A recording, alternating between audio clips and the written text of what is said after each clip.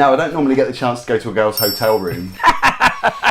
That's a great way to start. I'm honoured, Bianca Del Rio. Hi. How are you? I'm good. And for the record, this is not my room. Right. Yeah, it's not. Just temporary. Temporary, yes, Okay. yes. Now, I'm going to start the interview by saying I read a quote.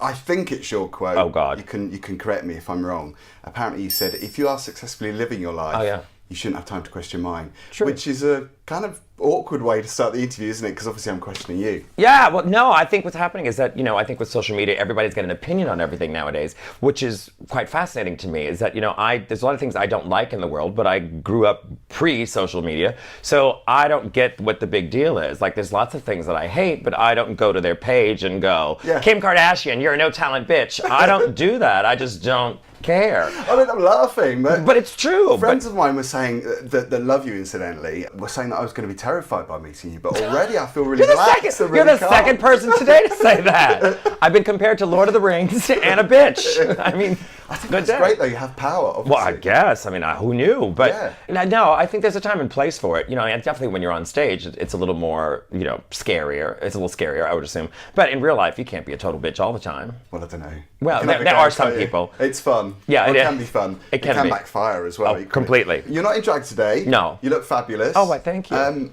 I'm just wondering how much of the Bianca Del Rio we're going to see in this interview. Well, it's all the same. I was just talking about this with the last interview, which was funny, is that there really is no difference. I'm still the same hateful person. It's just that when you're in drag, you obviously can get away with it a lot more, and you look at it as more of a performance when you're out and about. Does it feel more comfortable then when you've got the drag on? I think I'm just used to it. It kind of. I don't sit around in my house and drag, so whenever I'm in it, I know I'm working. Right. So it's So when you recognise when you're not in drag, is it a case of back off, bitch? No, not at all. I was in Primark last night. Right. I didn't have any clothes because I haven't done laundry because I've been traveling. But I was there last night and I ran into two guys and they wanted to take a picture, and it's like, sure, why not? How nice that someone even gives a shit about who you are. So I would say, sure, why not? Because I guess we saw a lot of you out of drag on the show, Drag Race. So, yes. It's what people know, isn't it? Completely. And I forget that, because when you're filming the show, actually, after the first few hours, you kind of forget the cameras are there because there's so many of them. And so much is happening, and you're kind of stressed because you're doing 12-hour days of all these tasks that are happening day after day after day. So you just kind of forget what's going on. And then 9 months later, when it starts to air on television, you go, oh God, I said that. Oh shit, I did that. And then it becomes a quote or it becomes a meme, and you're like, oh fuck. So it is kind of fascinating to see how things just grow from being on the show and how much people care. Sure. Yeah. Well, I interviewed Lady Bunny recently. Oh, God. I didn't have a clue what she looked like out of drag. Oh, so yeah. she did it in drag. Of course, yeah. Out of drag, she looks like a swollen Jeff Daniels. Yeah. Okay. Mm-hmm. That's not a bad thing. Yeah, well, it's not a good thing either.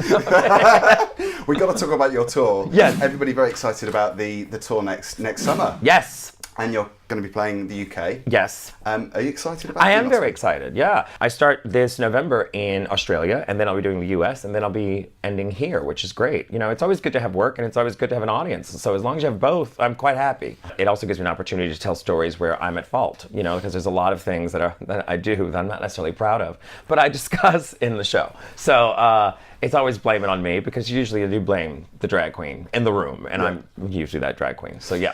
Is there any particular place in the UK that you think they're going to go more nuts than others? You never really know. Each night is, some nights, when I'm backstage, you can hear them and they're chatting and they're talking, and then you come out there and they're dead silent. Or there's other times when they don't shut the fuck up. So you never really know. I think it depends on the night. I mean, last time I was here in London, I did 3 nights, and each night was completely different because we had filmed 2 of the nights, and what was interesting is just to see the comparison of footage from each night. You never know what you're going to get. Also, you never know when people are drinking. That's true. The drinking is wild. I was in New York recently and had done a gay and sober event, which I was leading up to it, dreading the whole thing. I thought they're not going to go for me. I mean, I drink, and this is going to be horrible. And they were a great audience. They were happy as hell. That's I know. I mean, there must have been some good meds, but they were. I was like, well, y'all aren't bad for being, sober people, because I just thought, oh, they're not going to get me. So you never really know what you're going to get. I don't know if you're aware of this. You probably are. Oh, God. Because you're probably a fan. Are you aware that in London you're going to be walking out onto the stage that Kate Bush did back in the 70s and recently, 3 years ago? I did not know that. She played at the Hammersmith Apollo. You know who's a huge Kate Bush fan? Is Lady Bunny. Lady Bunny's a hit. Yeah, really. I didn't She'll know be there that. to see you there? Oh, no. She'll tell me she's coming, but she never shows up. Right. Sounds like a lot of my friends. Oh, actually. totally. You can't rely on her. No. So are you a fan of hers? Oh, Bunny's? Well, Bunny and Kate Bush. Oh, yeah. Well, it's funny because I only know Kate Bush through Bunny, because Bunny used to do this live impersonation of it. So that's how I knew of Kate Bush. So I think we know the answer to the Lady Bunny question. Yeah, That's of course. Isn't it? Oh, God, she's wild. Yeah, she's wild. Well, you interviewed her. She's quite crazy, yeah.